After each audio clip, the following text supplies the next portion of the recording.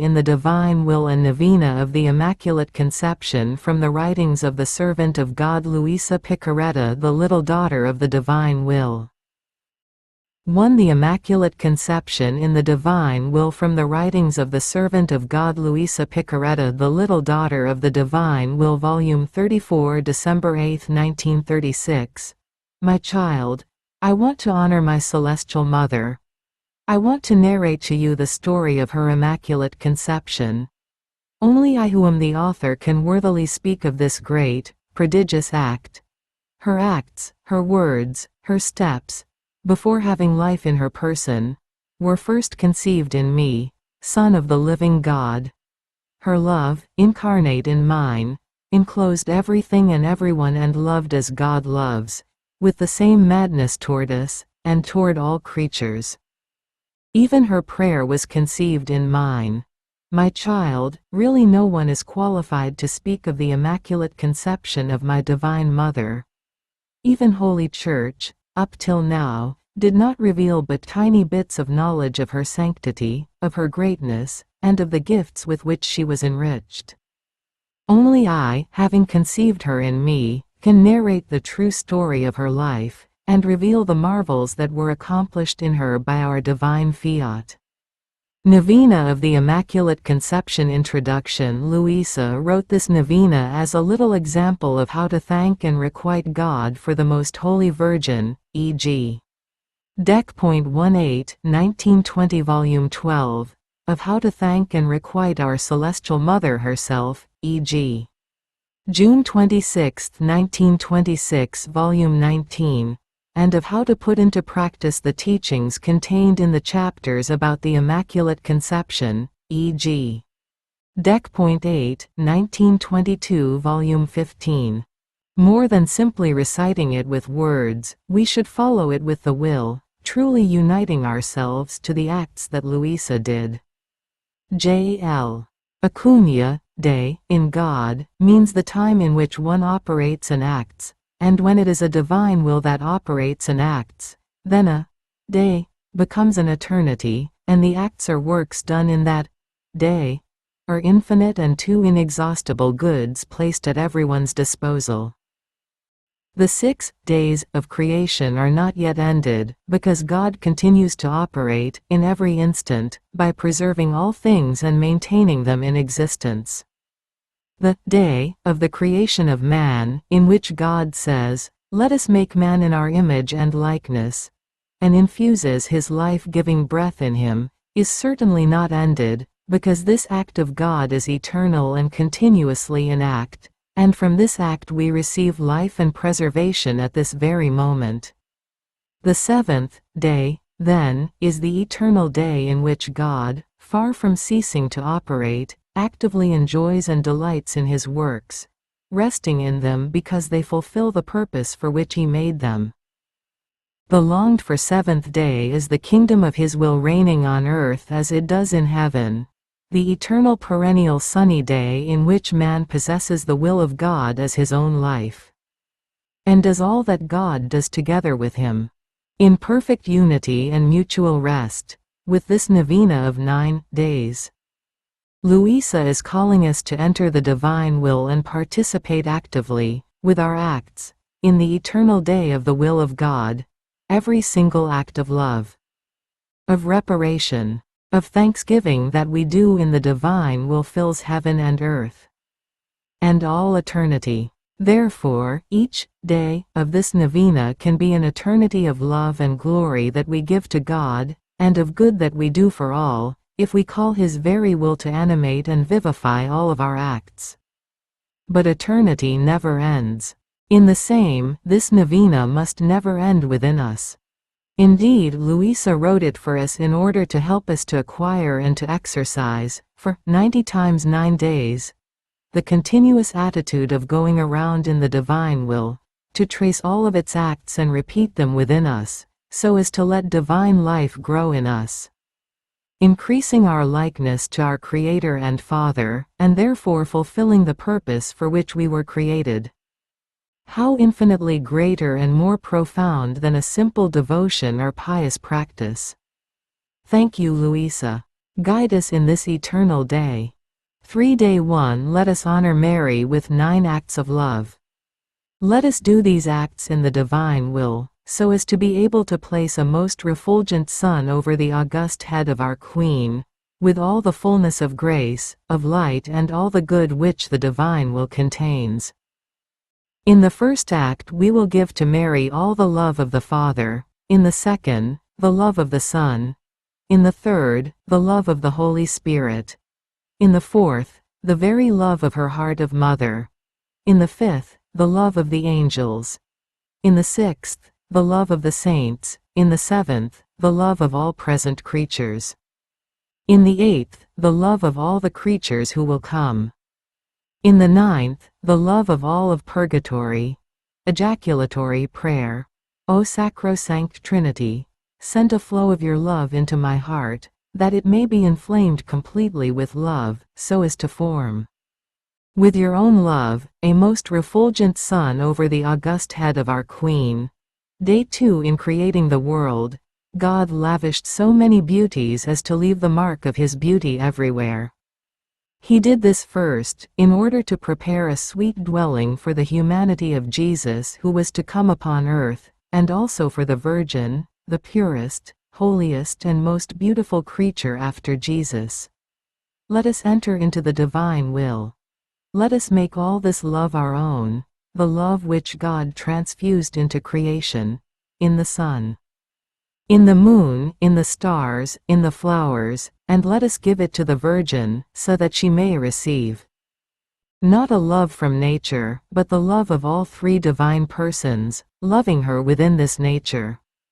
Ejaculatory prayer. My God, infuse in my heart all the love which is spread in creation, so that, as I go to the Virgin, I may give her all the love and glory that you placed in the creation. Day 3. As soon as she was conceived, Mary offered her first adorations. All 3 divine persons concurred in the conception of Mary. The Father inundated her with a sea of wisdom, the Son, with a sea of sanctity, the Holy Spirit, with a sea of love. From the union of these 3 seas came Mary, the most perfect of all creatures, and, newly conceived, she did her first act of adoration. Together with the sweet Mama, let us do around in the will of God.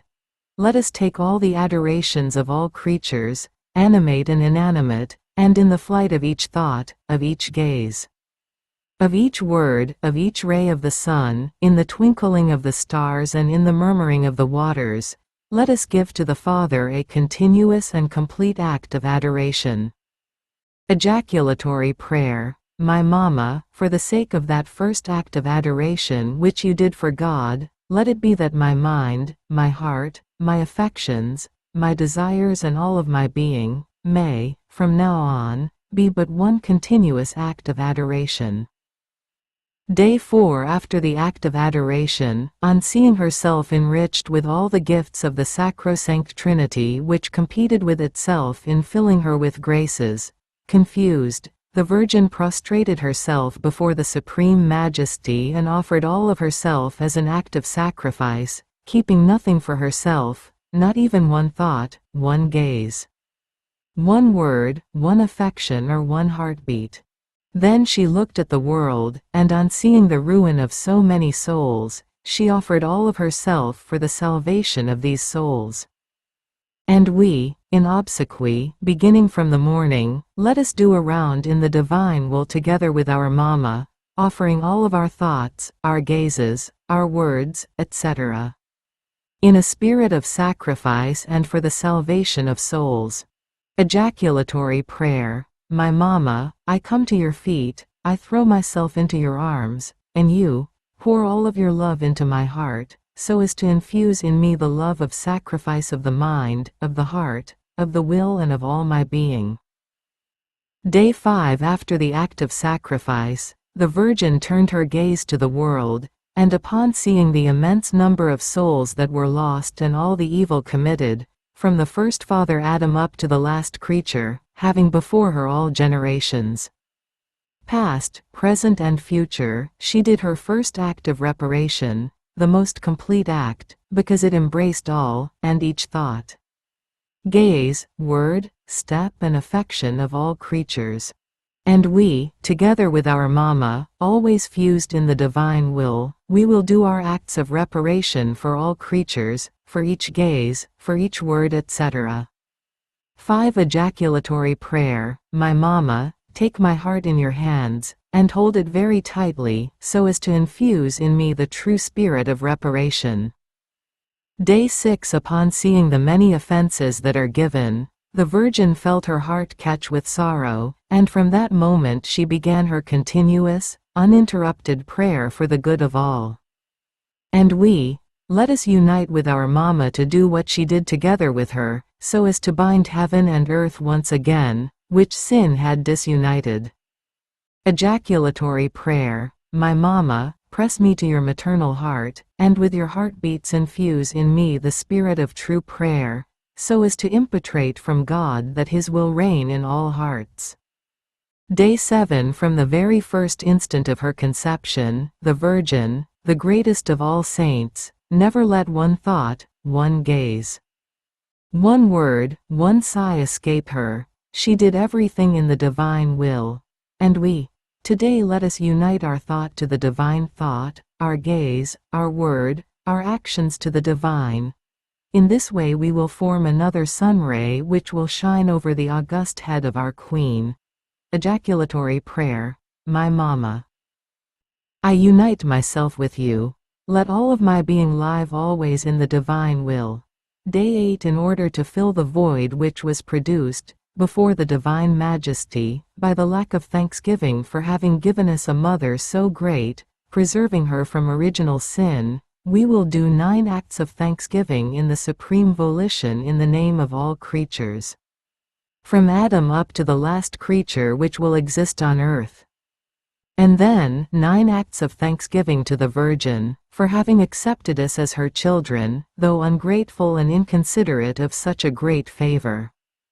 Ejaculatory prayer. My Mama, you who are the fullness of grace, reserve it in my heart, that I may thank God for having preserved you from original sin. Day 9. We will honor the first tears that Our Lady shed before the Divinity. It was then that God, on seeing in her the littleness crying, she, who is little and great, little and strong, little and bright, on whom 6 everything depends, touched and softened, was moved to let His Son descend upon earth. And we, today we will do a round in the divine will and, for 9 times, we will gather all the human tears that have been shed, are shed and will be shed on earth until the end of the world, and we will bring them all onto lap of our Mama, that she may take them before the Divine Majesty and change them all into tears of conversion and of love. Ejaculatory prayer. My Mama, let your tears descend into my heart, that it may be softened, and if it is bad it may be converted, if it is good it may be sanctified. And then, let them descend into the hearts of creatures, so that all may be converted. Feast day today, for 9 times, let us honor Mary by thanking the divine will for having given her to us as our Queen, as our Mother and as our intercessor. Then we will recite 9 glory bees for the 9 choirs of angels, praying them to unite with us in giving to Mary all that ever-increasing glory which the divine will contains. And submerging all angels and all saints in this divine will, we will give Mary all the glory which befits her, and which is due to her. Ejaculatory prayer.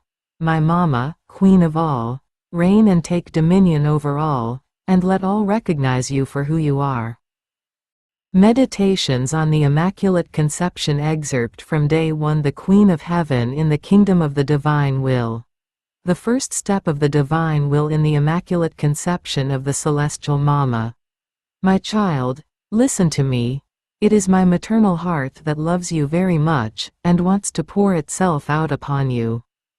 Know that I have you here, inscribed in my heart, and that I love you truly, as my child.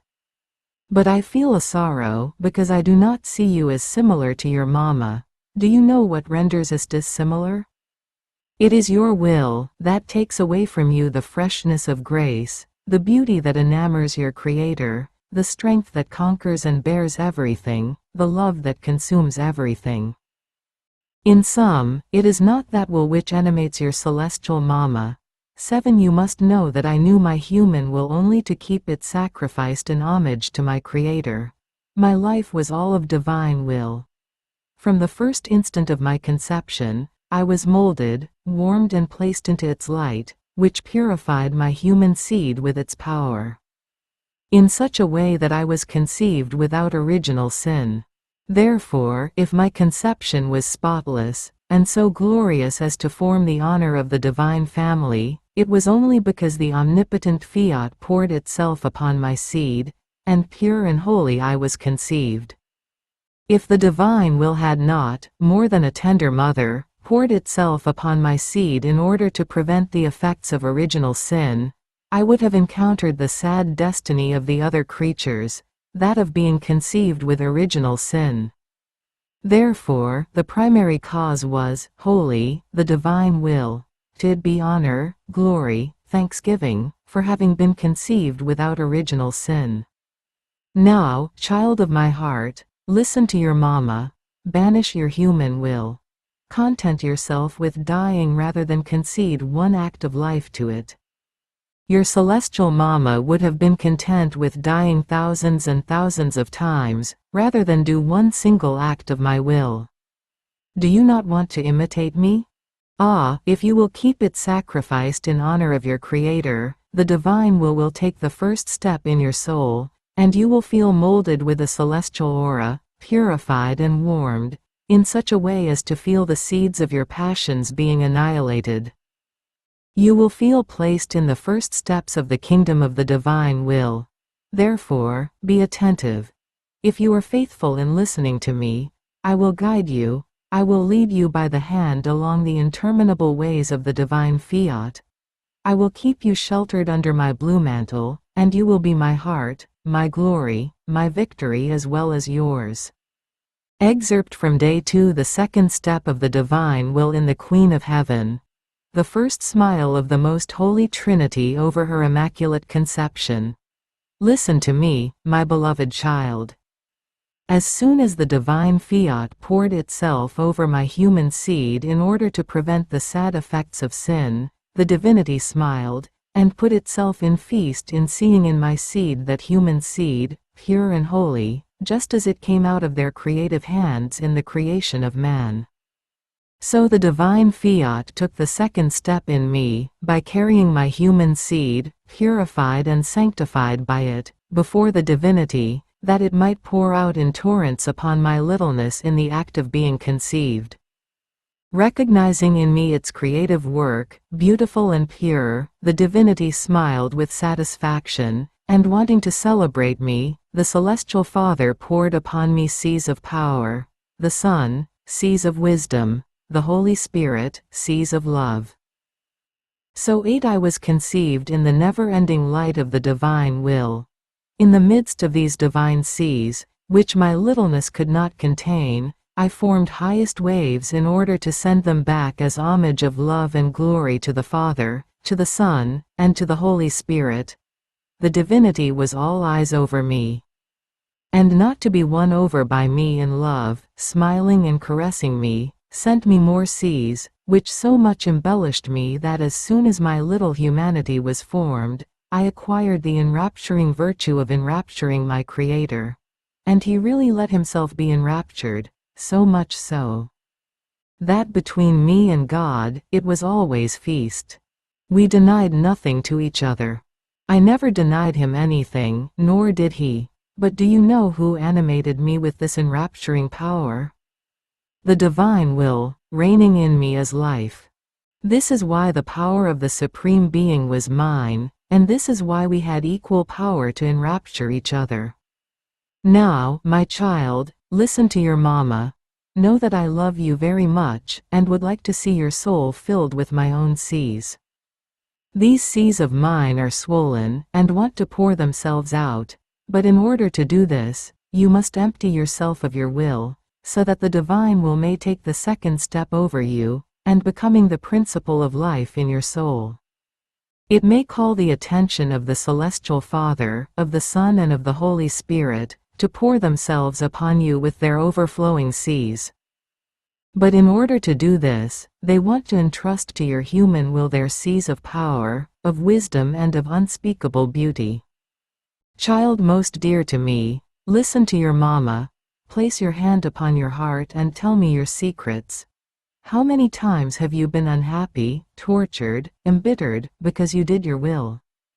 Know that you have cast out a divine will, and fell into the abyss of evils. It wanted to render you pure and holy, happy and beautiful, of an enchanting beauty, and you, by doing your own will, waged war against it, and, in sorrow, you cast it out of its dear dwelling, your soul. Listen, child of my heart, it is a sorrow for your mama not to see the sun of the divine fiat in you, but the darkness of the night of your human will. But, get up, courage.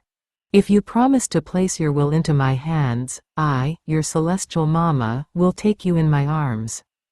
I will place you upon my knees, and reorder the life of the divine will in you, so you too, after so many tears, will make my smile, my feast, and the smile and the feast of the most holy Trinity. 9 Excerpt from Day 5 The fifth step of the divine will in the Queen of Heaven. The triumph over the test. Child most dear to me. Oh, how I long to confide my secrets to my child. Secrets which will give me much glory, and which will glorify that divine fiat that was the primary cause of my Immaculate Conception, of my sanctity, sovereignty and maternity. I owe everything to the fiat, I know nothing else. All of my sublime qualities for which the Holy Church so much honors me, are nothing other than the effects of that divine will which dominated me, reigned and lived in me. This is why I yearn so much that that which produced in me so many qualities and admirable effects as to astonish heaven and earth, be known. Now listen to me, dear child. As soon as the Supreme Being asked for my human will, I understood the great evil that the human will can do in the creature, and how it puts everything in danger, even the most beautiful works of her Creator. The creature, with her human will, is all vacillations. She is weak, inconstant, disordered. And this, because God, in creating her, had created her, as though by nature, united with His divine will, in such a way that it was to be the strength, the prime motion, the support, the food and the life of the human will. Therefore, by not giving life to the divine will in our own, we reject the goods we received from God in the creation, and the rights we received, by nature, in the act in which we were created. Oh, how well I understood the grave offense that is given to God, and the evils that pour upon the creature. I had such great horror and fear of doing my will, and I feared with reason, because Adam too was created innocent by God, yet, by doing his own will, into how many evils did he not plunge himself, and all the generations?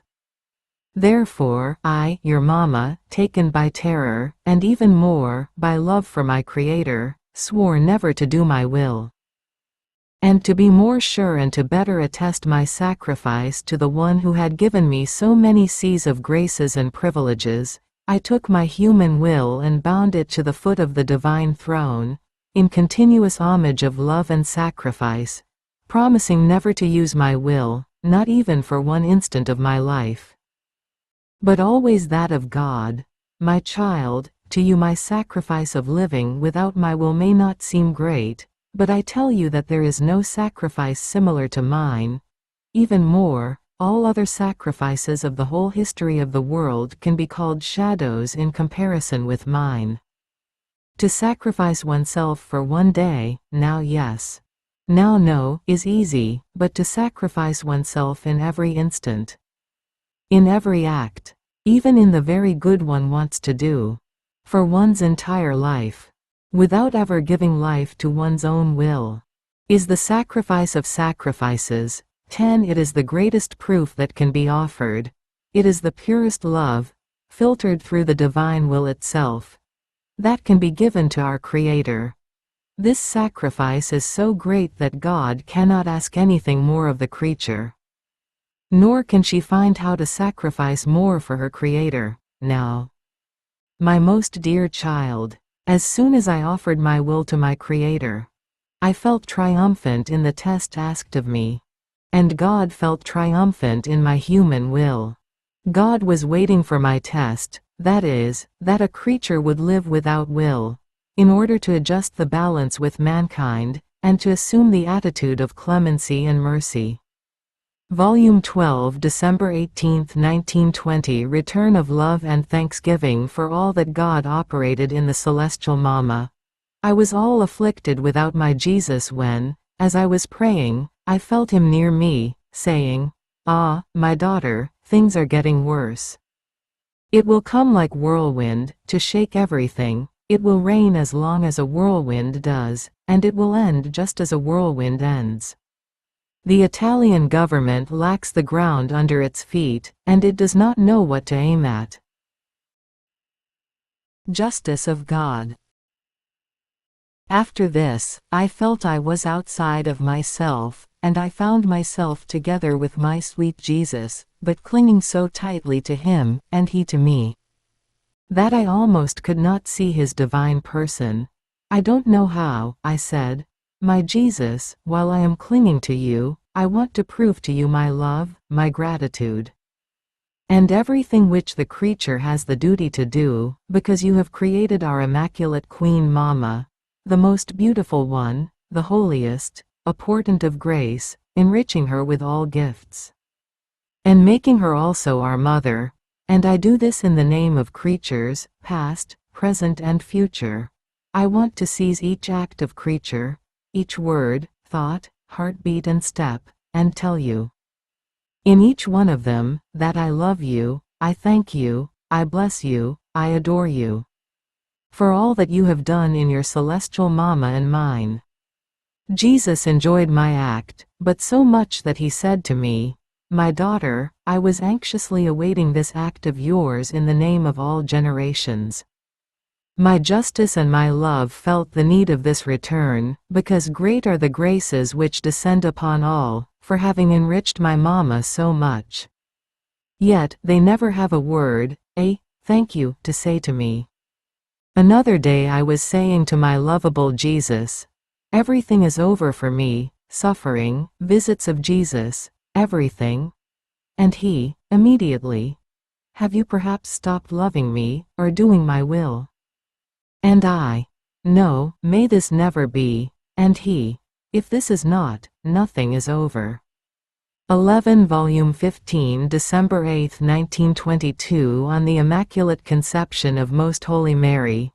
I write to obey, and I offer everything to my sweet Jesus, uniting myself to the sacrifice of his own obedience, in order to obtain grace and strength to do it as he wants, and now. O my Jesus, give me your holy hand and the light of your intelligence, and write with me.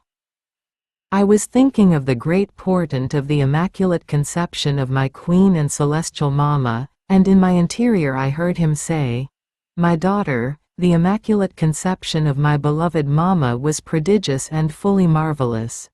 So much so, that heaven and earth were astonished, and made feast. The three divine persons competed with each other. The Father made an immense sea of power overflow. I, the Son, an infinite sea of wisdom, and the Holy Spirit, an immense sea of eternal love, which, converging into one, formed one single sea. And in the middle of this sea the Immaculate Conception of this Virgin was formed, chosen among the chosen. Therefore, the divinity administered the substance of this conception, and not only was this sea the center of life of this admirable and unique creature, but it was around her, not only to defend her from anything which might shadow her, but to give her in every instant new beauties, new graces, power, wisdom, love, privileges, and so on. Therefore, her little nature was conceived in the center of this sea, and was formed and grew under the influence of these divine waves. so much so, that the divinity did not want to wait as it usually does with other creatures. As soon as this noble and unique creature was formed, it wanted her embraces, the return of her love, her kisses, and to enjoy her innocent smiles. Therefore, as soon as her conception was formed, I gave her the use of reason, I provided her with all sciences, I made her aware of our joys and our sorrows with regard to creation. And even from her maternal womb, she came into heaven, at the foot of our throne, to give us her embraces, the return of her love, her tender kisses. Throwing herself into our arms, she smiled at us with such delight of gratitude and thanksgiving as to snatch our smiles. Oh, how beautiful it was to see this innocent and privileged creature, enriched with all of the divine qualities, coming into our midst, all love, all trust, without fear. Because only sin is what puts distance between creator and creature, breaking love, dissolving trust, and striking fear. So she came into our midst as Queen, who, with her love, given by us, drew us to her volition, enraptured us, put us in feast, and captured yet more love. And we let her do, enjoying the love that enraptured us, and constituting her Queen of heaven and earth. Heaven and earth exulted and made feast together with us, in having their Queen after so many centuries. The sun smiled in its light, and considered itself fortunate in having to serve its Queen by 12 giving her light. The heavens, the stars, and the whole universe smiled with joy and made feast, because they were to delight their Queen, showing her the harmony of the spheres and of their beauty. The plants smiled, which were to nourish their Queen, and the earth too, smiled and felt ennobled in having to provide the residence for its empress and to be trodden by her steps. Only hell cried and felt itself to be losing strength by the dominion of this sovereign lady. But do you know what was the first act of this celestial creature when she found herself before our throne for the first time? She recognized that all of the evil for man had been the split between his will and that of his Creator. And she trembled. Without a moment's hesitation she bound her will to the foot of my throne. Without ever wanting to know it, and my will bound itself to her and became the center of her life. To the extent that all of the currents, all of the relations, all of the communications were opened between us and her. And there was not one secret which we did not entrust to her. This was precisely the most beautiful, the greatest, the most heroic act she did, to place her will at our feet, an act which made us enraptured, constitute her Queen of all. Do you see then, what it means to bind oneself to my will and to not know one's own? The second act was to offer herself for any sacrifice, for love of us. The third, to render us the honor, the glory of the whole creation, which man had taken away from us by doing his own will. Even from her maternal womb she cried for love of us, in seeing us offended, and cried with sorrow over guilty man. Oh, how these innocent tears moved us, and hastened redemption, so longed for. This Queen dominated us, bound us, and extracted infinite graces from us. She made us bend toward mankind. So much so, that we could not resist, nor did we know how to resist her repeated petitions. But where did so much power come from, and so much influence over the divinity itself? Ah, you have understood. It was the power of our will acting in her, which, while dominating her, rendered her dominator of God himself. Moreover, how could we resist so innocent a creature, possessed by the power and sanctity of our will? It would be as though resisting ourselves. We could see our divine qualities in her. Like waves did the reflections of our sanctity flow over her, reflections of divine manners, of our love, of our power, and so forth, and our will, which was their center, attracted all the reflections of our divine qualities, and made itself crown and defense of the divinity dwelling within her. If this Immaculate Virgin had not had the divine will as center of life, all the other qualities and privileges with which we so enriched her would have been, comparatively, an absolute nothing. This is what confirmed and preserved her many privileges. Even more, in every instant it multiplied new ones. 13 Here, then, is the reason for which we constituted her queen of all, because when we operate, we do it with reason, wisdom and justice. She never gave life to her human will, but our will was always intact in her. How could we say to another creature, "You are queen of heaven, of the sun, of the stars," and so on, if instead of having our will as dominion, she were dominated by her own human will? All of the elements, heaven, sun and earth, would have withdrawn from the rule and dominion of this creature. All would have cried out in their mute language, "We do not want her. We are superior to her, because we have never withdrawn from your eternal volition. As you created us, so we are." So would the sun have cried out with its light, the stars with their flickering, the sea with its waves, and so on with all the rest. Instead, as soon as they all felt the dominion of this excelling virgin, who, almost as their sister, never wanted to know her own will but only that of God, not only did they make feast, but felt honored to have their queen, and thronged around her to court her and pay tribute to her, the moon, by placing itself as footstool at her feet, the stars as crown, the sun as diadem, the angels as servants, men as though in waiting, everyone honored her and paid to her their obsequies. There is no honor and glory that cannot be given to our will, whether it is acting in us, its own residence, or dwelling in the creature.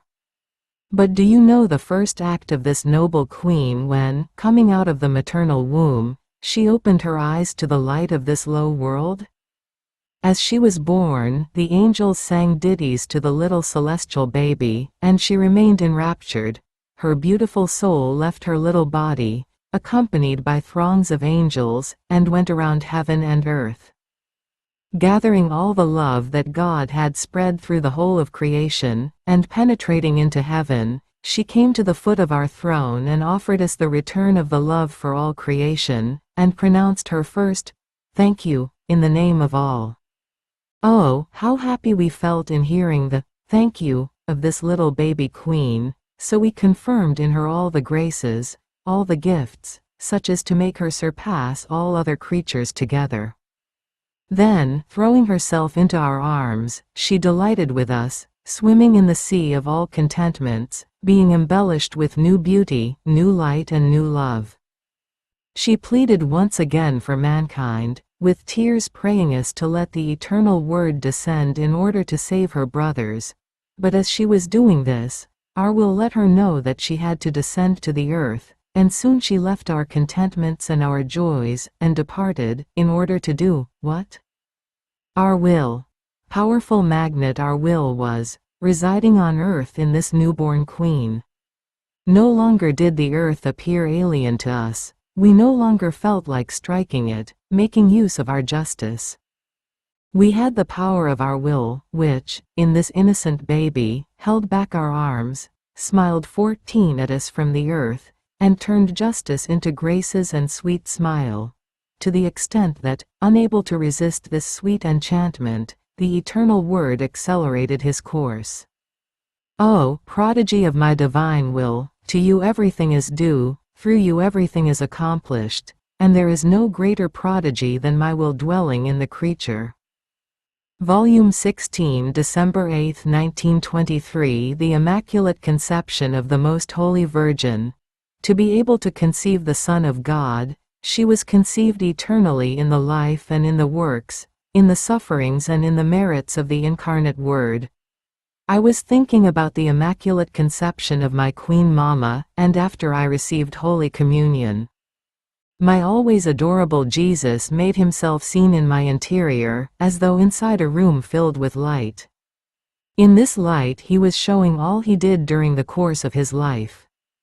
One could see, lined up in order, all his merits, his works, his pains, his wounds, his blood, and all that the life of a man God contained, as though in the act of protecting a soul, very, very dear to him from the slightest evil that could possibly shadow her. I was stupefied in seeing so much attention from Jesus, and he said to me, "To my little newborn I want to make known the Immaculate Conception of the Virgin, conceived without sin. First you must know that my divinity is one single act, all its acts concentrate into a single one.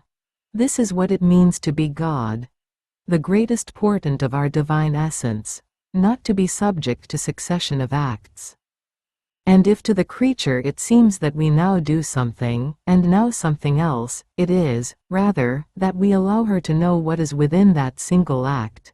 And since the creature is incapable of knowing it all at once, we allow her to know it little by little. Now, everything that I, Eternal Word, was to do in my assumed humanity, formed one act with that single act contained in my divinity. Therefore, before this noble creature was conceived, everything that the Eternal Word was to do upon earth already existed, and so, in the act of the conception of this Virgin, all my merits, my pains, my blood, and all that the life of a man-God contained, lined up around her conception. She was conceived in the interminable abysses of my merits, of my divine blood, and in the immense sea of my sufferings. By virtue of them, she remained immaculate, beautiful and pure. Since my incalculable merits barred the way to the enemy, he could do no harm to her. It is fair that the one who was to conceive the Son of a God, had to first be conceived in the works of this God, to be able to have the virtue of conceiving that Word, who was to come to redeem humankind. Therefore, first she was conceived in me, and then I was conceived in her. There was nothing left but to make it known to the creatures 15 at the appropriate time, although in the divinity it was already done. Therefore, the one who most gathered the fruits of redemption, or rather, who received its complete fruit, was this excelling creature. Having been conceived in it, she loved, esteemed and kept as her own, everything that the Son of God did upon earth. Oh, the beauty of this tender little one! She was a prodigy of grace, a portent of our divinity. She grew up as our own daughter. She was our decorum, our joy, our honor and our glory. While Jesus was saying this, I was thinking in my mind, it is true that the Queen Mama was conceived in the interminable merits of my Jesus, but her blood, her body, were conceived in the womb of Saint Anne, who was not exempt from original sin. So, how can it be that she inherited nothing of the many evils which we all have inherited from the sin of our first father Adam? And Jesus, my daughter, you have not yet understood that all the evil is in the will. It was the will that crushed man, that is, his nature, not nature that crushed the will of man. Nature remained in its place, just as it was created by me, nothing changed. It was his will that changed, and put itself against nothing less than a divine will. This rebellious will crushed his nature, debilitating it, contaminating it, and rendering it slave to most vile passions. It happened as to a container full of fragrances or precious objects. If it is emptied and then filled with rottenness or vile things, does the container perhaps change? The content has changed, but the container is always the same. At the most, it becomes more or less estimable, depending on what it contains. Such was man. Now, to be conceived in the womb of a creature of the human race did no harm to my mama, because her soul was immune to every sin. There was no division between her will and the will of her God. The divine currents found no obstacle or opposition in pouring out into her. In every instant she was under the pouring rain of new graces. So, with this will and this soul, all holy, all pure, all beautiful, the container of her body which she received from her mother, remained fragrant, restored, ordered, divinized, in such a way as to be exempt from all the natural troubles by which human nature is invaded. Ah, yes. She was the one who received the seed of the fiat voluntas tua, on earth as it is in heaven, and this ennobled her and restored her to her origin, as man was created by us, before he sinned. Even more, it made her surpass it. It embellished her even more, through the continuous flows of that fiat, which has the singular virtue of reproducing images fully similar to the one who created them. And by virtue of the divine will acting in her, one can say that what God is by nature, she is by grace. Our will can do anything and can reach everywhere, when the soul gives us the freedom to act, and does not interrupt our work with her own will. 16 Volume 16 February 22, 1924 God enjoyed the pure joys of creation until man sinned. Then, when the Most Holy Virgin came to the light, and when the Word came upon earth, He will enjoy them finally when the creatures will live in the divine will. For this reason He chose Luisa as the beginning and model, depositing in her this new celestial and divine law. I was thinking about what is written above, and I said to myself, is it possible that the Blessed Lord, after so many centuries, has not enjoyed the pure joys of creation? And that He was waiting for the living in the divine will in order to receive these joys, this glory, and the purpose for which everything was created. Now, while I was thinking of these and other things, my sweet Jesus made Himself seen in my interior. And through a light He sent to my intellect, He told me, my daughter, I did enjoy the pure joys of creation, my innocent amusements with the creatures, but at intervals, not continuously.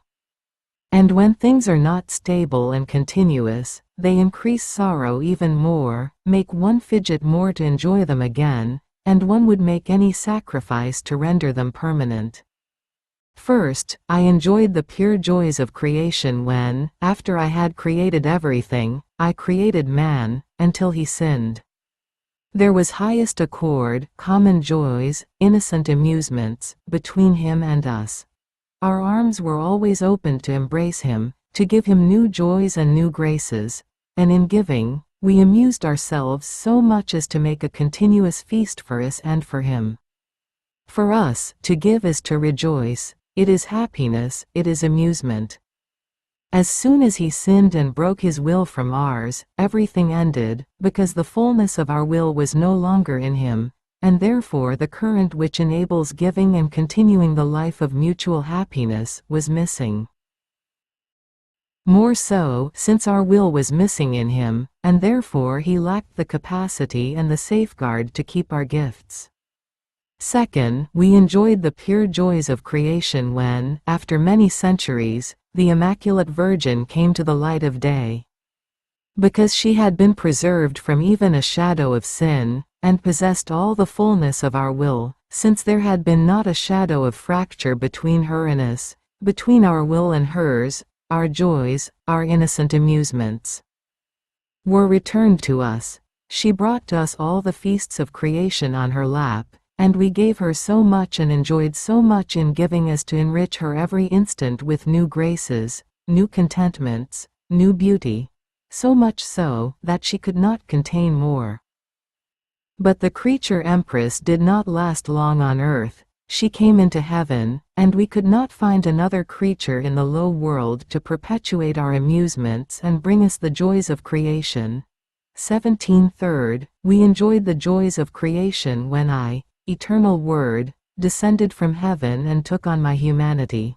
By possessing the fullness of my will, my beloved Mama had opened currents between heaven and earth, putting everyone in feast, heaven and earth.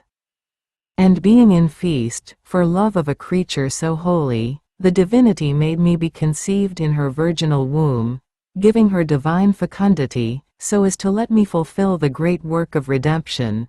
If there had not been this excelling Virgin, who had primacy in my will, and lived a perfect life in my volition, since she lived in it as if she did not have her own will, therefore putting in circulation the joys of creation and our feasts, the Eternal Word would never have come upon earth to fulfill the redemption of mankind. See then, how the greatest thing, the most important, the most pleasing, that which attracts God the most, is to live in my will.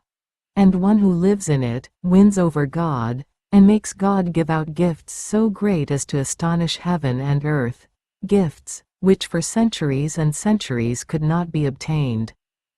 Oh, how my humanity, while being on earth and containing the very life of the supreme volition, which was, still more, inseparable from me, brought to the divinity. In a complete way, all the joys, the glory, the exchange of love of the whole creation, and the divinity was so delighted that it gave me primacy over all, and the right to judge all peoples. Oh, what good the creatures obtained, in knowing that their own brother, who had loved them so much and had suffered so much to save them, was to become their judge. In seeing the whole purpose of creation enclosed in me, the divinity, as though stripping itself of everything, conceded me all rights over all creatures. But my humanity passed into heaven, and no one remained on earth to perpetuate the living in the divine volition. One who, rising above everyone and everything, in our will, would bring us pure joys, allowing us to continue our innocent amusements with a terrestrial creature. Therefore, our joys were interrupted, our amusements broken on the face of the earth. On hearing this, I said, "My Jesus, how can it be as you say? It is true that our Mama went to heaven, as also your humanity did, but did you not bring the joys with you, so as to be able to continue your innocent amusements in heaven with your celestial Father?"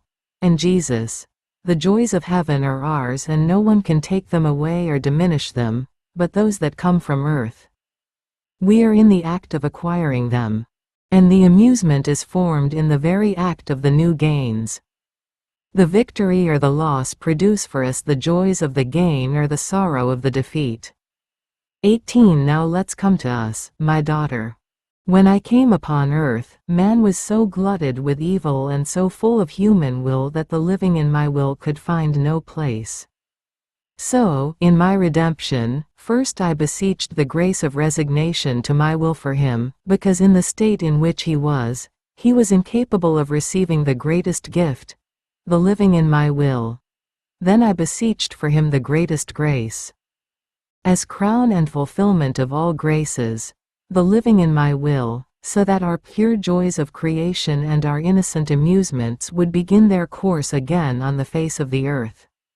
See, about 20 centuries have passed since the true and pure joys of creation were interrupted, because we have not found sufficient capacity, total stripping of the human will, to be able to entrust the property of our will, now. In order to do this, we had to choose a creature who would be most close to and familiar with the human generations. Had I placed my Mama as the example, they would have felt very distant from her, and would have said, "How could she not live in the divine will, since she was exempt from any stain, even from origin?" Therefore, they would have shrugged their shoulders, and would not have given it a thought. And if I had placed my humanity as example, they would have been even more scared, and would have said, "He was God and man, and since the divine will was his own life, there is no wonder that he lived in the supreme will. Therefore, so that this living in my will could have life in my church, I had to go down the stairs, descend further, and choose a creature from her midst.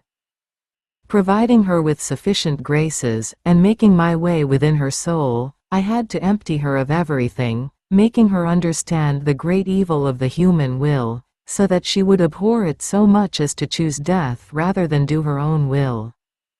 Then, giving her my divine will as gift, assuming the attitude of a master, I made her understand all the beauty, the power, the effects, the value, and the way to live in my eternal will. I established in her the law of my will, so that she could live in it. I acted as in a second redemption, in which I established the gospel, the sacraments, and the teachings as primary life, in order to be able to continue redemption. Had I not left any foundation, to what could the creatures cling? What to do? Just so did I for the living in my will. How many teachings did I not give you? How many times did I not lead you by the hand in eternal flights in my will? And you, flying over the whole creation, brought the pure joys of creation to the feet of the divinity, and we amused ourselves with you? Now, having chosen a creature who apparently has no great disparity from others, they will take courage.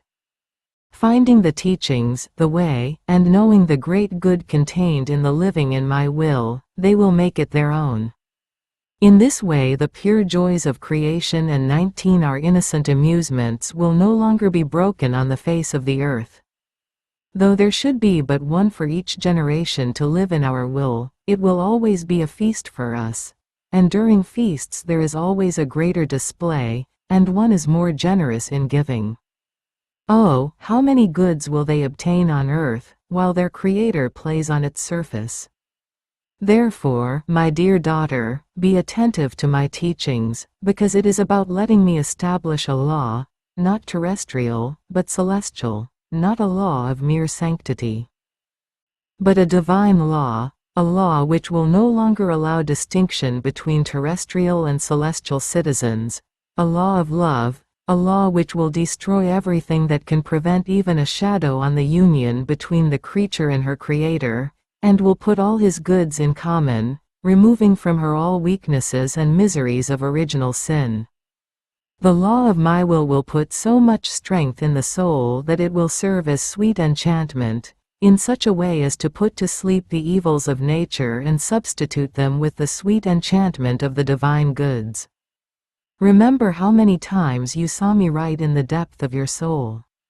It was the new law of the living in my will, and first I delighted in writing it, in order to expand your capacity, and then I took the attitude of a master in order to explain it to you. How many times have you not seen me taciturn and pensive in the depth of your soul? It was the great crafting of my will that I was forming in you. And seeing me not speak, you lamented that I no longer loved you. Ah, it was exactly then that, pouring out upon you, my will enlarged your capacity, confirmed you in it, and I loved you the most. Therefore, do not want to investigate anything of what I do, but rest, sure, always in my will. Volume 17, December 8, 1924 on the Immaculate Conception. How the greatest prodigy was the continuous outpouring of the divine will upon her. I was thinking about and reflecting on the Immaculate Conception of my sovereign Queen Mama, the qualities, the beauties and the prodigies of her Immaculate Conception were pouring into my mind, a prodigy that surpasses all other prodigies made by God in all of creation. Now, while I was thinking of this, I said to myself, great is the prodigy of the Immaculate Conception, but my celestial Mama had no trial during her conception. Everything was favorable to her, both on the part of God and on the part of her nature, created by God, so happy, so holy, so privileged. So, what was her heroism and her trial? If the angel was not exempted from the test, nor was Adam in Eden, was the Queen of all alone to be exempted and not to deserve the most beautiful halo that the trial would place on her august head of Queen and Mother of the Son of God? 20 While I was thinking about this, my adorable Jesus, moving in my interior, told me, my daughter, no one can be acceptable to me without the test. Had there been no test, I would have had a mother-slave, not free. And slavery does not enter our relations or our works, nor can it share in our free love. My Mama had her first trial from the very first moment of her conception. As soon as she did her first act of reason, she knew her human will on one side, and the divine will on the other, and she was left free to adhere to any of those two wills. And without losing one instant, knowing all the intensity of the sacrifice she was making, she gave us her will, without wanting to know it ever again, and we gave her ours as gift. And in this exchange of donation of wills on both sides, poured all the qualities, the beauties, the prodigies, the immense seas of grace of the Immaculate Conception of the most privileged of all creatures. It is always the will that I am used to testing. All sacrifices, even death, which were not directed to me from the human will, would nauseate me, and would attract not even a glance of mine.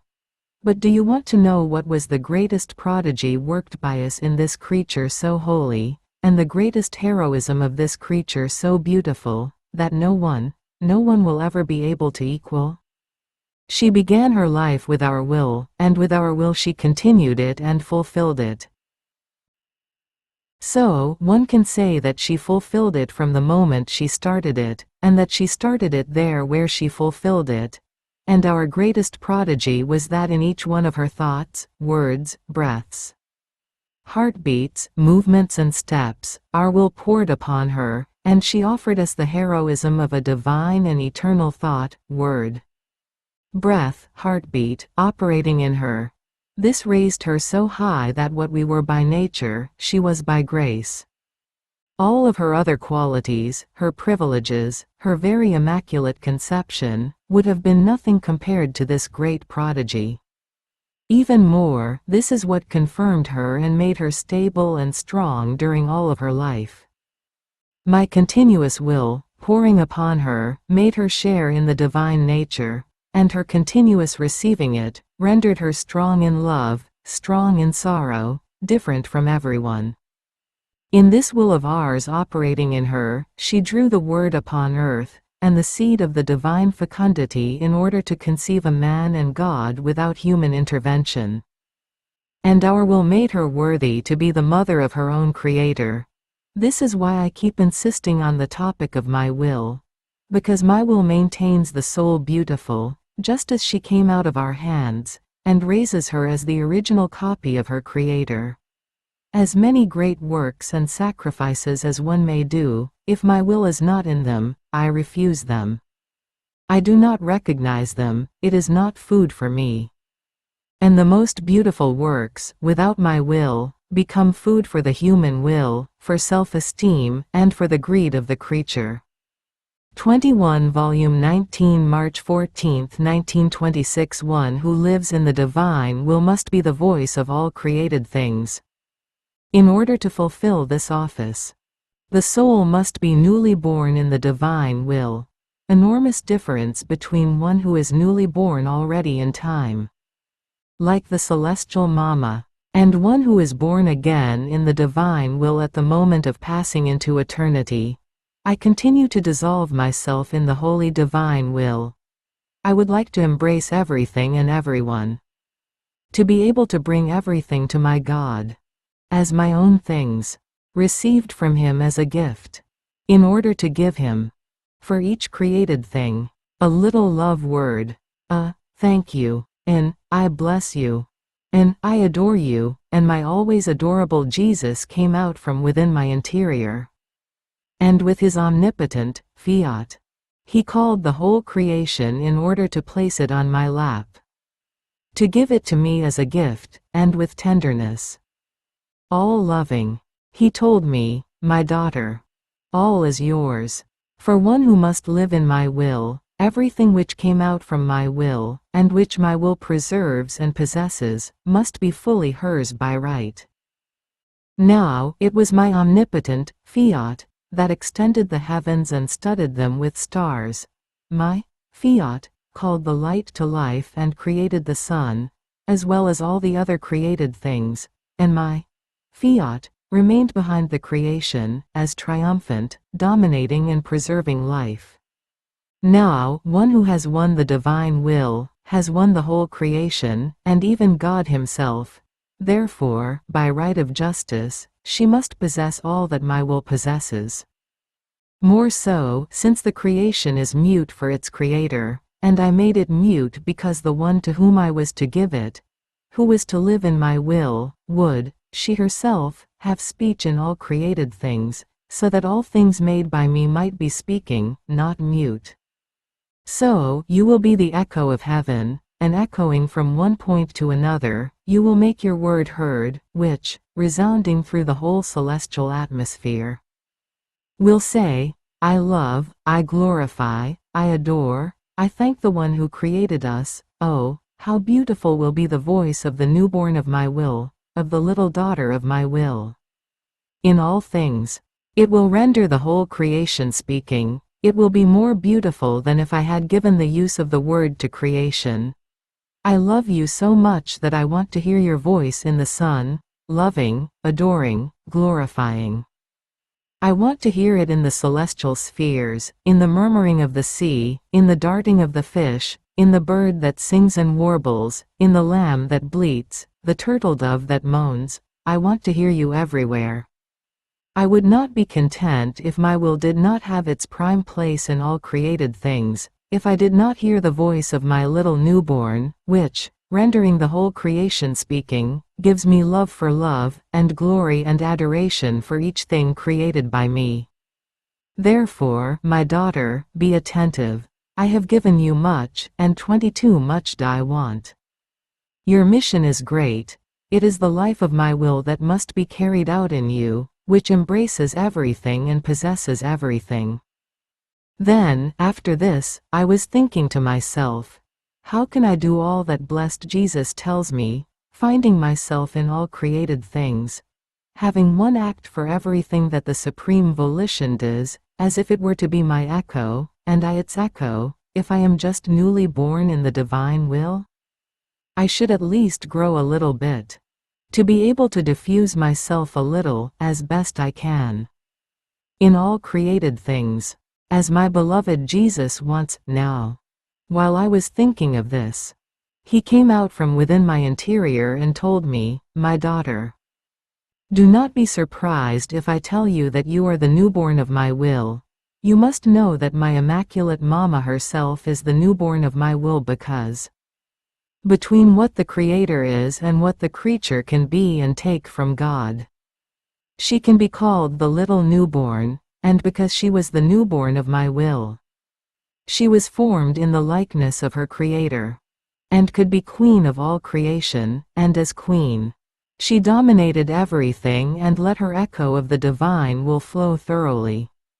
Not only the celestial Mama, but all the saints, the angels and the blessed, can be called newly born in the eternal will, because as soon as the soul leaves her mortal body, she is reborn in my will, and if she is not reborn in it, not only can she not enter the celestial fatherland, but she cannot even be saved, because no one enters the eternal glory, if she is not a birth delivered by my will. However, I must tell you of the great difference which exists between one who is the newborn of the supreme will in time, and those who are reborn at the thresholds of eternity. One example is my Queen Mama, who was the newborn of the divine will in time, and because she was newly born, she had the power to make her Creator descend upon earth, and while he was still immense, she made him become little within her maternal womb,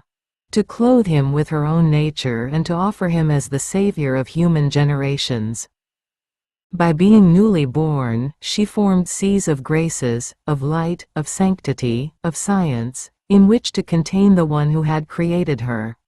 By the power of the life of the supreme will which she possessed, she was able to do everything and to impetrate everything. God himself could not refuse what this celestial creature was asking for, because it was his own will that was asking, to which he could not, and should not, deny anything. So, one who is newly born in time, in my will, while being in exile, forms seas of grace, and upon leaving the earth, she brings with herself all the seas of the goods which the divine will possesses, and therefore she brings God himself with herself. To bring from the exile that will 23 that God who reigns in the heavens is a portent. You yourself cannot comprehend clearly the great goods, the prodigies of one who is newly born in my will in time. Therefore, of all that I tell you, you can do everything, more so, since my will itself will do it, as though identified with your little being. On the other hand, for one who is reborn in my will upon leaving the earth, it is the divine will that makes her find its immense seas, to make the soul be reborn in it. She does not bring her God with herself. It is God that makes himself found by her. What a difference between the two! Therefore, greater grace I could not give you, by making of you the newborn of my will. And if you love me, let my will alone grow. Volume 20, December 10, 1926. How the divine will is a continuous act which never ceases. How the Virgin let herself be dominated by this act, and formed its life within herself. How in the feasts of the Virgin, in heaven, they celebrate the divine will.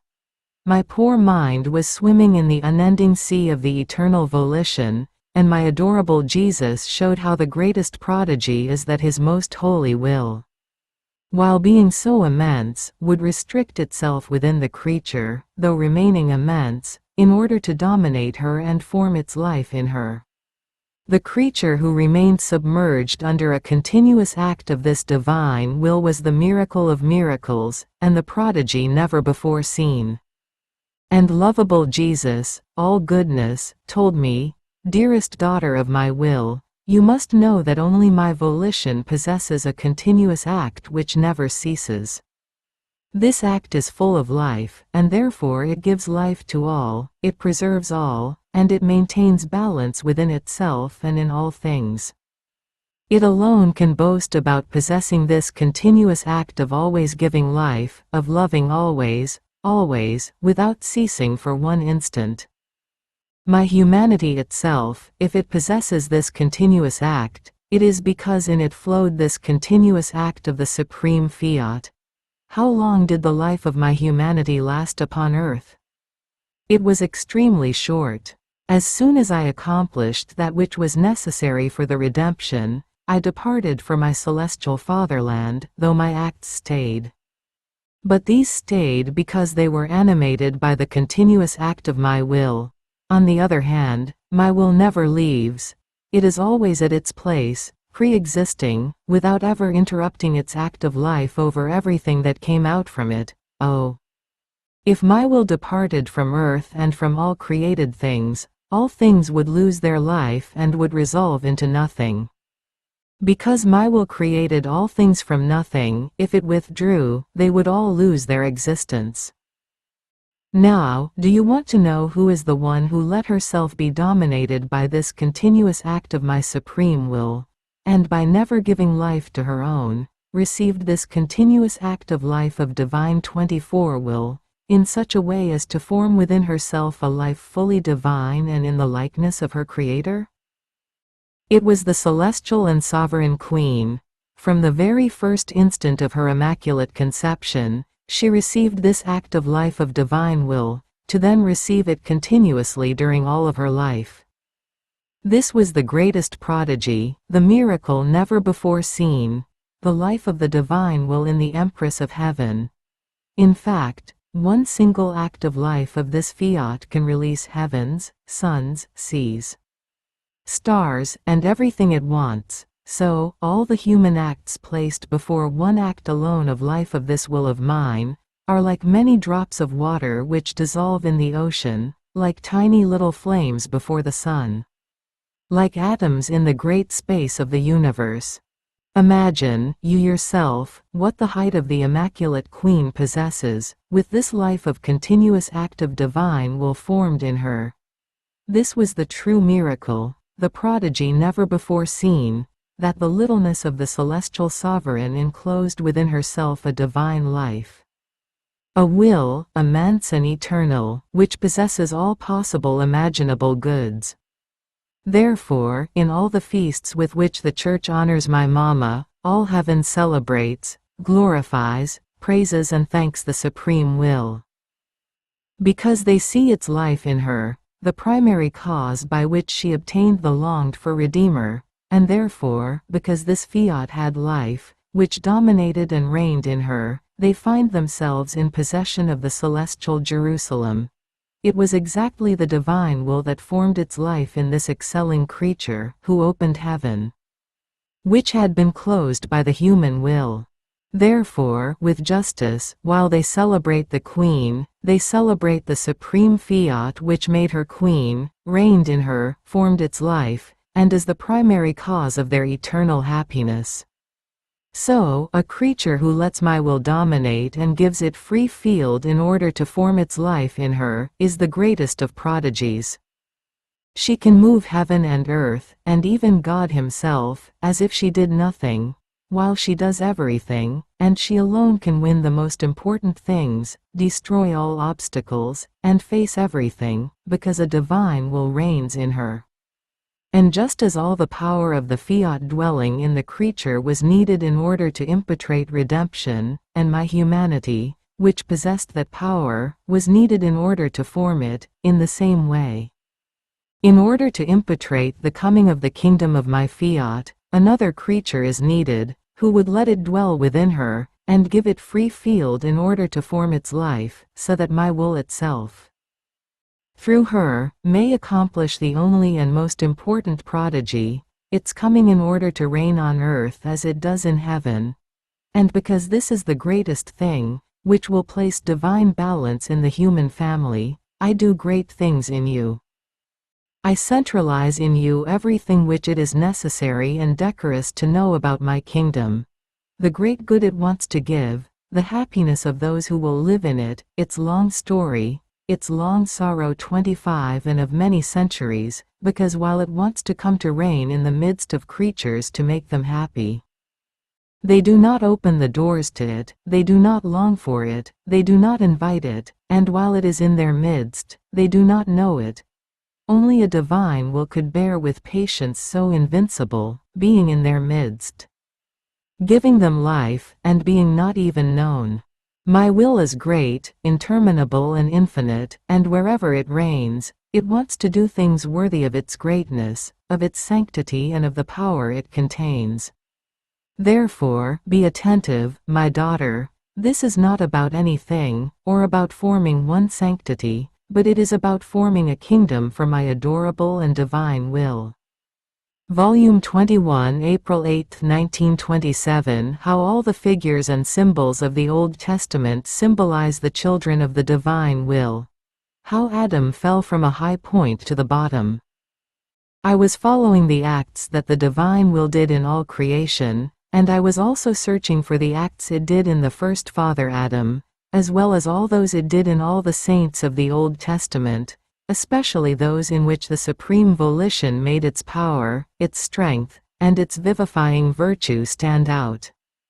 And my sweet Jesus, moving in my interior, told me, my daughter, the greatest figures of the Old Testament, while being images concealing the future Messiah, enclosed also the gifts and the images symbolizing all the gifts that the children of the supreme fiat would possess. When he was created, Adam was the true and perfect image of the children of my kingdom. Abraham was the symbol of the privileges and the heroism of the children of my will, calling Abraham to a promised land in which milk and honey would flow, making him the owner of that land. A land so fecund as to be enviable and yearned for by all the other nations. Everything was a symbol of what I would do for the children of my will.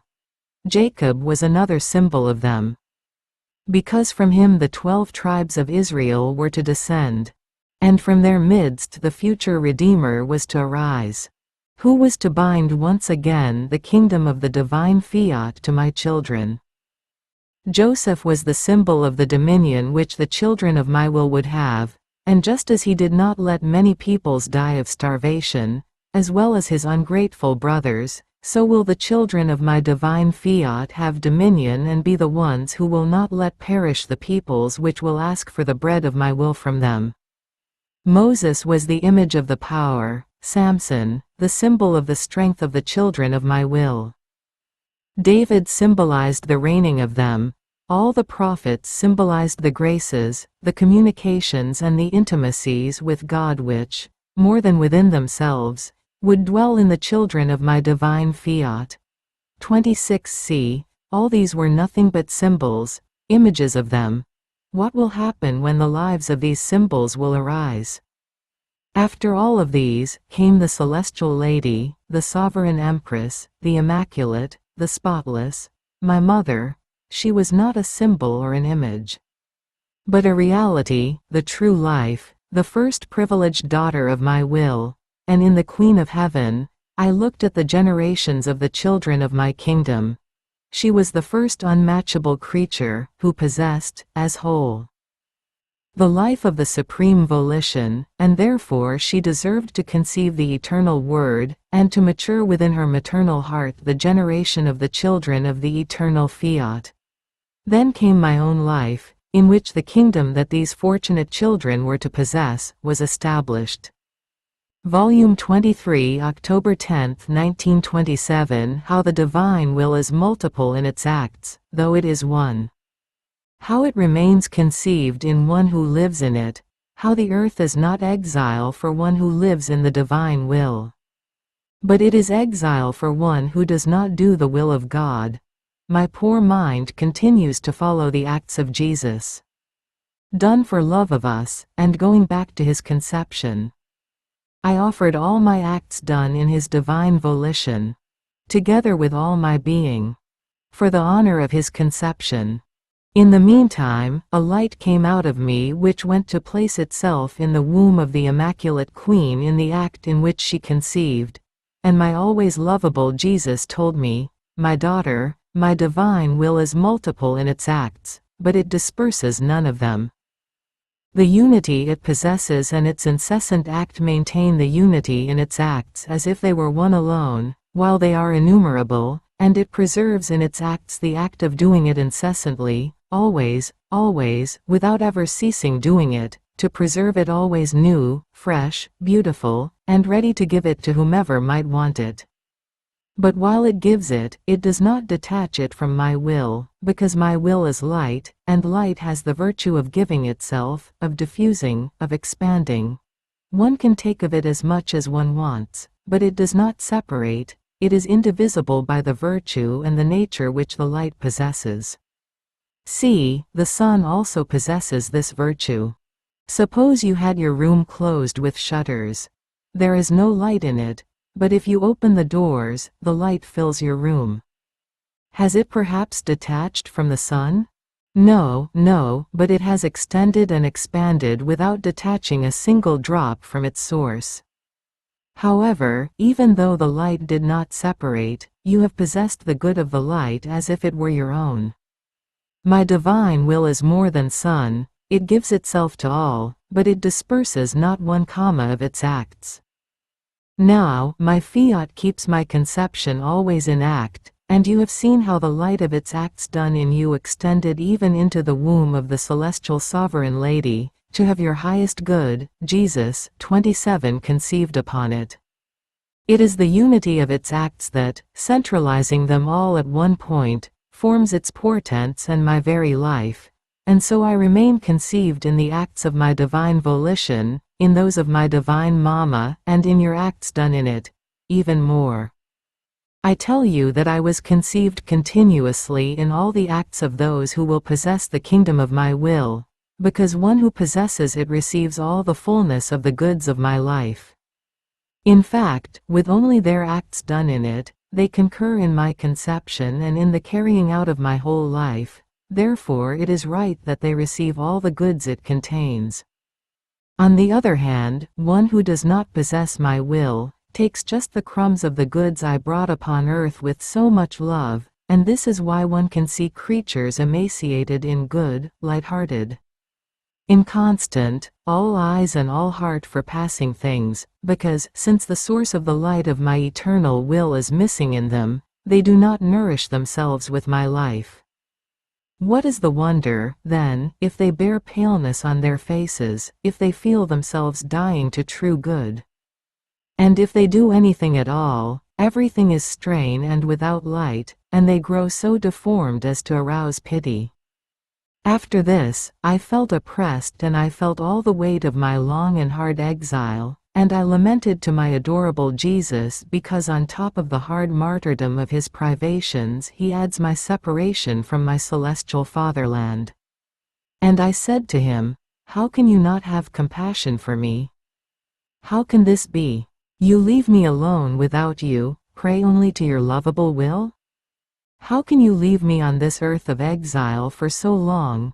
But while I was pouring out my sorrow, Jesus, my life, my all, moved in my interior and told me, my daughter, the earth is exile for one who does not do my will and does not live in it, but for one who lives in it, it cannot be called exile, but one step of distance, such that, when one least expects it, once that step is made, she will find herself in the celestial fatherland, not like one who comes from the exile, who knows nothing about it, but like one who already knew that it belonged to her, and who knew the beauty, the sumptuousness, the happiness of the eternal city. My will could not tolerate keeping one who lives in it in the condition of an exiled one. In order to do this, it should change its nature, and the regime which exists between one who lives in it in heaven and one who lives in it on earth, which it cannot do, nor does it want to. Is it perhaps called exile when one goes out of his home to move just one step away from it? Certainly not. Or, can it be called exile if one goes to a town within his own homeland? My daughter, exile means circumference of space without being able to go out, stripping of goods, hard labor with no way of getting out of it. My divine will does not know how to do these things, and, you can see, you can touch with your own hand how your soul has no circumference of place or space, but brings herself everywhere 28 into the sun, into the heavens, and a few times you have even made your little escapes up there into the celestial regions. And how many times have you not immersed yourself into the very endless light of your Creator? Where are not free to go? Into the sea, within the air, everywhere, even more, my will itself delights in it, it pushes you, it gives you the flight to go around everywhere. It would feel unhappy to see one who lives in it without freedom and as though hampered. Instead of stripping, my divine fiat fills the soul up to the brim with its goods. It gives her dominion over herself, it converts passions into virtues, weaknesses into divine strength. It gives innumerable joys and happinesses, it gives by grace that which it is by nature, firmness, perennial unshakability. The exile is for one who is tyrannized by passions, without dominion over himself, without being able to move around within his God, and if he thinks of some good, it is mixed with and surrounded by darkness. So, the virtues of the poor exiled one are strained, inconstant. He is a slave to his own miseries, and this renders him unhappy. All the opposite for one who lives in my divine will. Nor would I have tolerated keeping you alive for so long knowing that you were in exile. Your Jesus loves you too much, how could he have borne keeping you exiled?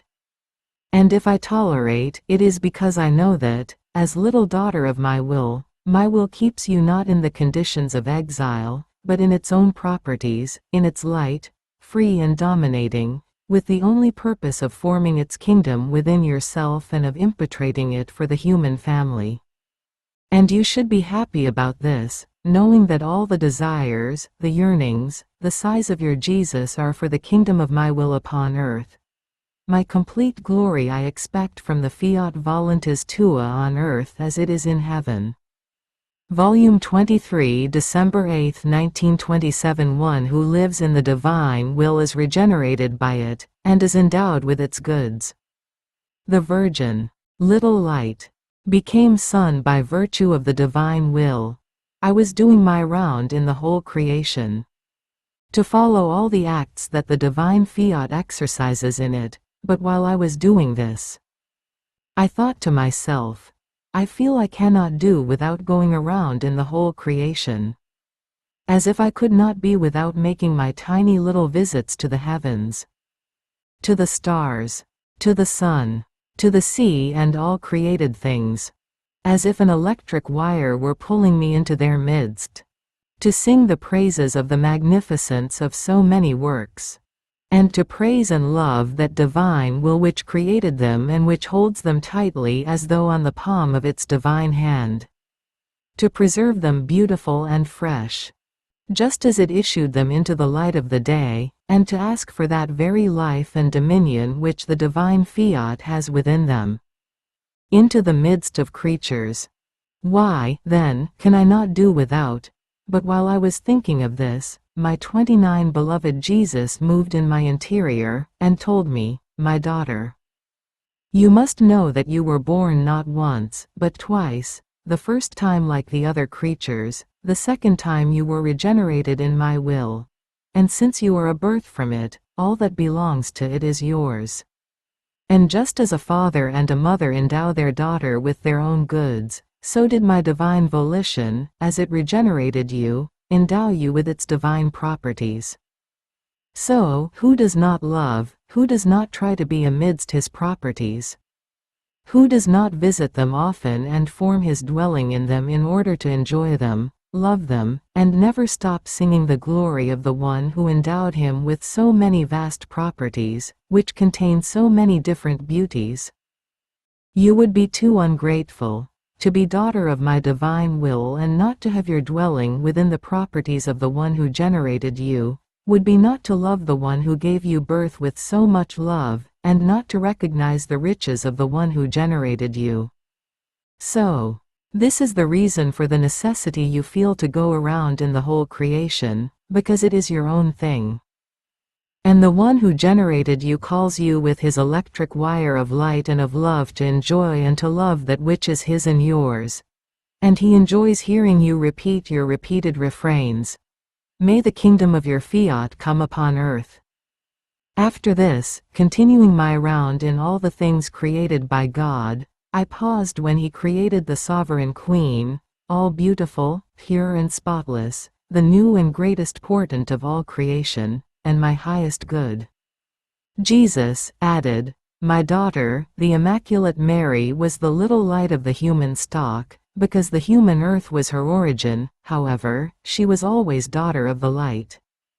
Because no stain entered into this light. But do you know where all her greatness is, who gave her sovereignty, who formed seas of light, of sanctity, of grace, of love, of beauty, of power, inside and outside of her? My daughter, what is human does not know how to do great things, nor give great things. So, the celestial queen would have remained the little light, had she not put her will as though aside. Which was the little light, and had she not let herself be invested by my divine will, dissolving her little light in it, which is not little light, but endless sun which, investing her completely, formed seas of light around her, of grace, of sanctity, and embellished her so much as to render her all beautiful, with all the shades of the divine beauties, such as to enamor the one who had created her. Her Immaculate Conception, though beautiful and pure, was always little light. It would have had neither the power nor sufficient light to be able to form seas of light and of sanctity, if our divine will had not invested the little light in order to convert it into sun, and if the little light, which was the will of the celestial sovereign lady, had not contented itself with becoming dissolved in the sun of 30 the divine fiat to let itself be dominated by it. This was the great portent, the kingdom of my divine will in her. With it, everything she did became light. She nourished herself with light. Nothing came out of her which was not light, because she had the sun of my divine will in her power, which was such that she could draw from it as much light as she wanted to draw. And since the property of the light is to diffuse itself, to dominate, to fecundate, to illuminate, to warm. This is why the height of the sovereign queen, with the sun of my divine will which she possessed, diffused herself in God and, dominating him, she bent him to descend upon earth. She became fecund of the eternal word, she illuminated and warmed mankind. It can be said that she did everything by virtue of the kingdom of my will which she possessed. All of her other prerogatives can be called ornaments of this mother queen. But the substance of all her goods, of her height, beauty, greatness and sovereignty was that she possessed the kingdom of my will. So, it is the lesser that is said about her, but not a word is spoken of the greater. This means that they know little or nothing about my will, therefore they are almost all mute for it. Volume 24, July 19, 1928. How 3 acts from God concurred in the creation, and how 3 wills, sacrificed for the kingdom of the divine will, are needed. One who lives in it is celebrated by all and is the feast of all. I was doing my usual round in the divine volition, and as I arrived at the point when the celestial queen was conceived, had the use of reason and made the heroic sacrifice of offering her will to her God without ever wanting to know it. To live only of the will of God, I thought to myself, how I wish that my celestial Mama would take my will, unite it with her own and give it as gift to the Supreme Majesty so that I too would not even know my will. To live only of the will of God. While I was thinking of this, my beloved Jesus moved in my interior and with a light more than lightning told me, my daughter, 3 acts from the Trinity concurred in the creation, which were power, wisdom and love. All of our works are always accompanied by these 3 acts. Because since our working is perfect, they are executed with highest power, with infinite wisdom and with perfect love, communicating 3 immense goods to the work we are doing, as indeed we gave the great good of the intellect, memory and will to man. Now, in order for the kingdom of my divine will to come, 3 wills sacrificed as holocaust to the divinity are needed, which, having no life of their own, would give place to mine to let it reign and dominate freely, so that it may take its royal place in all of the human acts, the place that befits it, because so it was established by us from the beginning of the 31 creation of man who, ungrateful, gave the place to his human will. And this made him lose mine.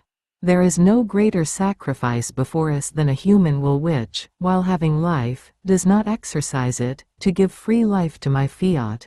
This, however, to great profit for the soul, because she gives a human will and receives a divine one. She gives a finite and limited will and receives an infinite and limitless one. Now, while Jesus was saying this, I thought to myself, the first one was certainly the Queen of Heaven, who made the heroic sacrifice of not giving life to her will. And the other 2 wills, who are they?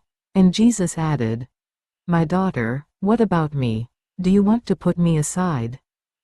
Don't you know that I had a human will which had not even 1 breath of life, surrendering the place to my divine will in everything? So I had it to keep it sacrificed, so that the divine will might extend the whole expanse of its kingdom in my human volition. And have you forgotten that you keep your human will sacrificed so that it may never have life, and that my divine will keeps it as a footstool at its feet, so that I may extend my kingdom over it?